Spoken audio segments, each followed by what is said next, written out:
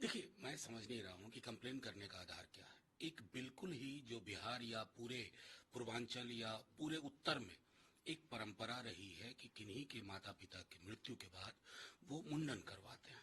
उस संदर्भ में उन्होंने वो बात रखी। अगर इस पे आपको शिकायत है, इस परंपरा के खिलाफ शिकायत करिए, खत्म करवाइए इस परंपरा को पूरे देश से। वो उचित होगा ना, सिवाय इसके कि आपने हेडलाइन मैनेजमेंट के लिए ये कंप्लेंट डाल दिया। नीतीश कुमार की गारंटी कौन लेगा जो नहीं पलटेंगे फिर? देखिए, तो नीतीश जी ने मतलब दुख के साथ कहना पड़ता है, जब वो प्रधानमंत्री जी के साथ संभवतः एक मंच पे या दोनों मंचों पे उन्होंने बार बार ये कहा कि हम गायब हो गए थे, बीच में उधर चले गए थे, अब हम गारंटी देते हैं। मंच पे सब लोग हंस रहे थे, गवर्नर साहब हंस रहे थे, प्रधानमंत्री जी हंस रहे थे। हम राजनीतिक विरोध में हैं, लेकिन मुझे बेहद पीड़ा हुई, और मैं अकेला नहीं हूं जिसको पीड़ा हुई। इस तरह की बेबसी का गान नीतीश जी जब कर रहे हैं ना, तो उनकी विश्वसनीयता के सूचकांक में उन लगातार कई पायदान फिसलते जा रहे हैं। डिप्टी सीएम पूर्व डिप्टी सीएम तेजस्वी यादव ने एक गाने को दो लाइन इधर चला मैं उधर चला बोल के टारगेट किया बिहार के। देखिए, टारगेट वो क्यों, मतलब उन्होंने तो उन्हीं की भाषा, वो खुद ही बोलते हैं ना, पहले उधर थे, फिर इधर आ गए, फिर उसके बाद उधर चले गए, फिर मन नहीं लगा इधर आ गए। अब ये इधर उधर शब्द भी परेशान होंगे कि कितनी बार हमारा इस प्रकार का बेजा इस्तेमाल होगा। उस संदर्भ में उन्होंने उस गाने के माध्यम से लोगों तक ये संदेश देने की कोशिश की। विकसित भारत 2047 कल बैठे थे अपने मिनिस्टर लोग, सब उन्होंने इस पर बात की। मुझे बेहद आश्चर्य होता है, दुख भी होता है कि देश के प्रधानमंत्री कितना लोगों को मूर्ख बनाएंगे। जब 13-14 में इनका कैंपेन चल रहा था ना, तो सबसे प्रबल क्या था? 2 करोड़ रोजगार। विकसित भारत के लिए रोजगार सबसे महत्वपूर्ण चीज है ना। विकसित भारत के लिए स्वस्थ नागरिक सबसे ज्यादा जरूरी है ना। विकसित भारत के लिए जो हमारे श्रमिक वर्ग है, उनकी सामाजिक सुरक्षा और उनकी चिंता बेहद जरूरी है ना। उस पर प्रधानमंत्री जी अगर नहीं बोलते हैं और विकसित भारत करते हैं, तो किसका विकास? क्या 5 पूंजीपतियों का विकास वही विकसित भारत है?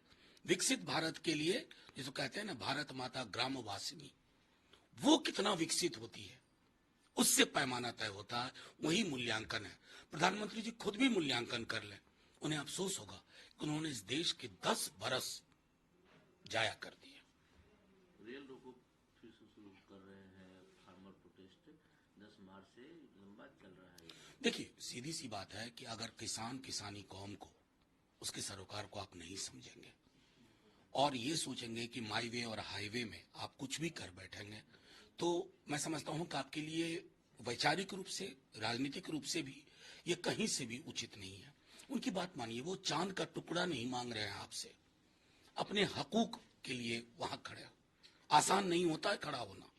अच्छा, पूर्वांचल की भी मांग होगी, ओपी राजभर कह रहे हैं चुनाव के बाद अलग प्रदेश की मांग करेंगे वो लोग। कई बार इस तरह की मांगे उठी हैं उत्तर प्रदेश में कि एक विशाल प्रदेश है, कई लोगों ने गवर्नेंस के आधार पर इसकी बात की, लेकिन ये बहुत ही कॉम्प्लेक्स सवाल है और इसको इस तरह हल्के में आप इसको उभार करके डील नहीं कर सकते। जो 195 कैंडिडेट की घोषणा कर दी है बीजेपी ने, कैसे देख सकते हो?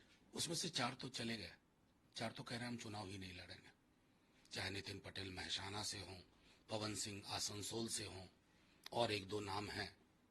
तो मैं उसको कैसे देखूं, ये उनकी पार्टी का आंतरिक मामला है, लेकिन 400 पार कहने वाली जुबान लड़खड़ा रही है। राहुल गांधी कहते हैं कि जो अनएम्प्लॉयमेंट रेट है पाकिस्तान से डबल है इंडिया में। नहीं, ये राहुल गांधी की आंकड़ा सरकार का है भाई, सरकार का आंकड़ा है।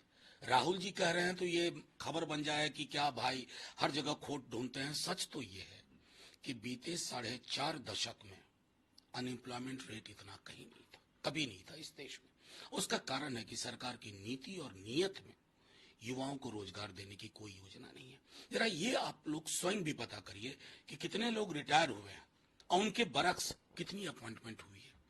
पहले रेलवे में कितनी रिक्तियां निकलती थी, अब कितनी रिक्तियां निकलती हैं।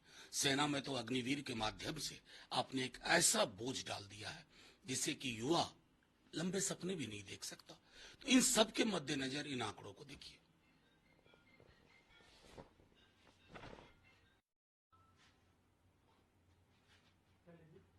दिल्ली का पार्लियामेंट